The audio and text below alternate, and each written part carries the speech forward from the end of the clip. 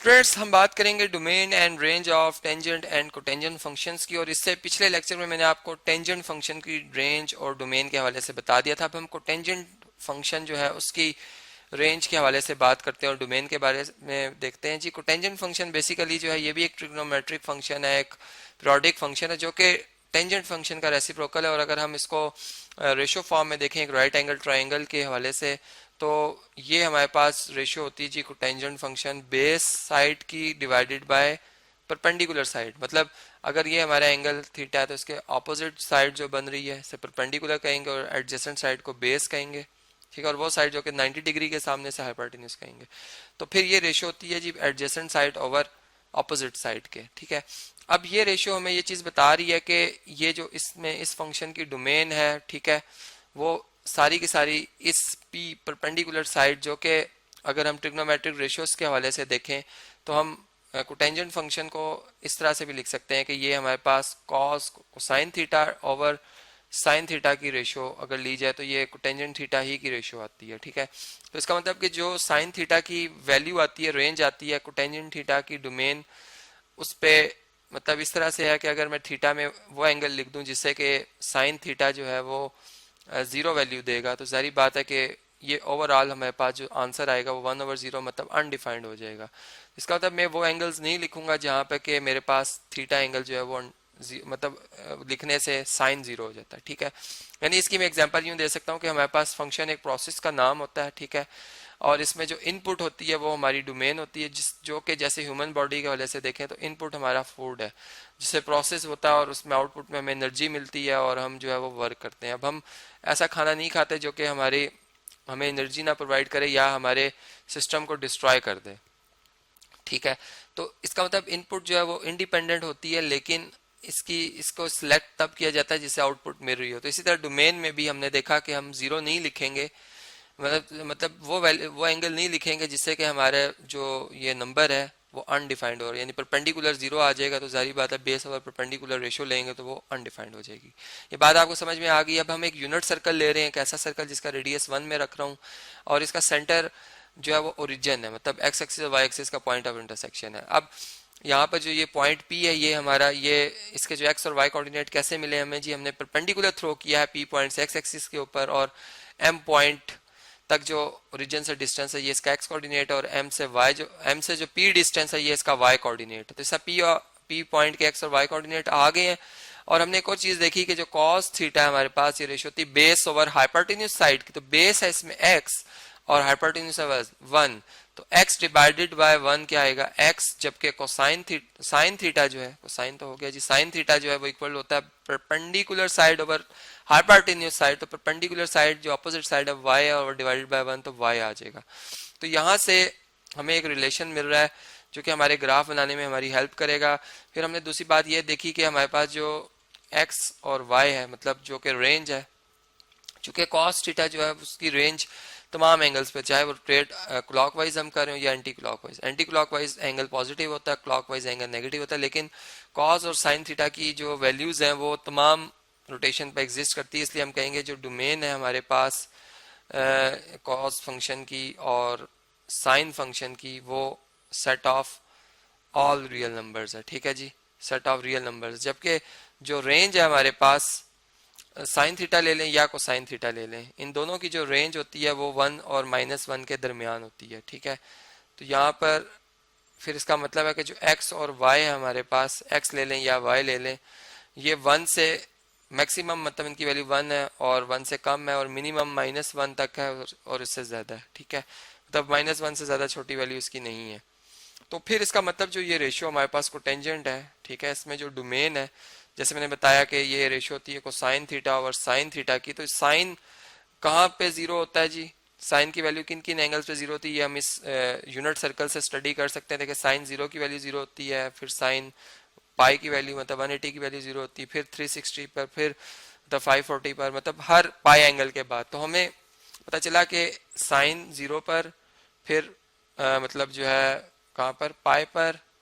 फिर 2 पाई पर, फिर इसी तरह 3 पाई, मतलब हर पाई डिफरेंस के बाद। इसी तरह जीरो से अगर हम मतलब क्लॉकवाइज रोटेशन कर रहे हो तो -पाई पर, -2 पाई पर। तो यहाँ से हमें ये पता चल रहा है कि ये तमाम एंगल्स जो हैं इसमें जो पाई है इसका जो मल्टीपल है वो एक इंटीजर है, मतलब देखिए जीरो पाई से multiple zero, zero one, one pi से मल्टीपल पाई आ जाएगा, माइनस वन पाई से मल्टीपल होगा माइनस पाई आ जाएगा। तो इसका मतलब कि जो हमारे पास एंगल्स हैं जहाँ पर कि ये फंक्शन अनडिफाइंड हो रहा है, कोटेंजेंट फंक्शन जो है वो एन मतलब एन पाई एंगल्स हैं, वेयर एन जो है बिलोंग कर रहा है सेट ऑफ इंटीजर्स में। तो हम क्या करेंगे, चूंकि कॉज और साइन फंक्शन तो तमाम नंबर्स पर डिफाइंड होते हैं, लेकिन जब हम कोटेंजेंट की बात करेंगे तो हम इसकी जो डोमेन के हवाले से जब बात करेंगे तो हम जो है यहाँ पर रियल नंबर्स में से एन पाई एंगल्स या पाई के इंटीजर मल्टीपल जो एंगल है वो माइनस कर देंगे। ठीक है, तो हम लिखेंगे domain of cotangent function, cotangent function is set of all real numbers में से हम एन पाई एंगल्स माइनस कर देंगे, और जैसे मैंने आपको बताया कि इसमें जो एन है वो इंटीजर है। ठीक है जी, और पाई हमारे पास रेडियन मेयर में मतलब नंबर्स में है ये एंगल, तो हम इस तरीके से डिग्रीज में नहीं ले रहे हैं एंगल, चूंकि हम नंबर्स की बात कर रहे हैं तो हम यहाँ पर एन पाई लिख रहे हैं। ठीक है जी, और एन जो है वो बिलोंग कर रहा है सेट ऑफ इंटीजर्स को। ये बात आपको समझ में आ गई। अब इसी तरीके से रेंज अगर हम देखें तो आप जानते हैं कि जो हमारा कॉस फंक्शन है इसकी मैक्सिमम वैल्यू 1 है